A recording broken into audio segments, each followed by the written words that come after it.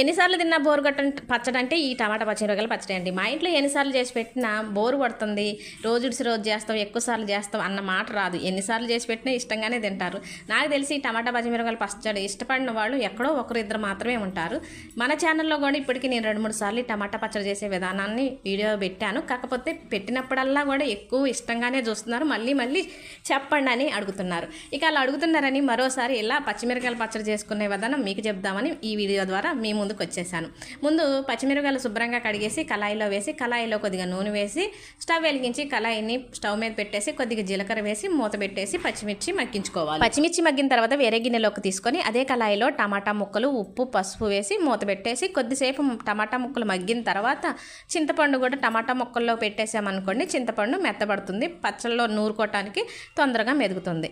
ఇక టమాటా ముక్కలు కూడా మగ్గిన తర్వాత రోలు శుభ్రంగా కడిగేసి ముందు మగ్గిచ్చిన పచ్చిమిర్చి ఒక 10 వెల్లుల్లి రెబ్బలు వేసి నూరాలి.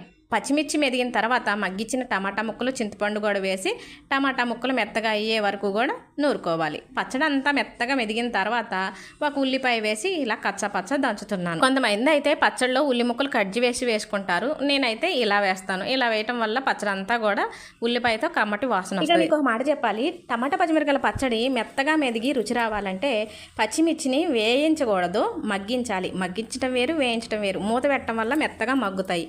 ఎప్పుడు చేసినా మూత పెట్టి పచ్చిమిర్చి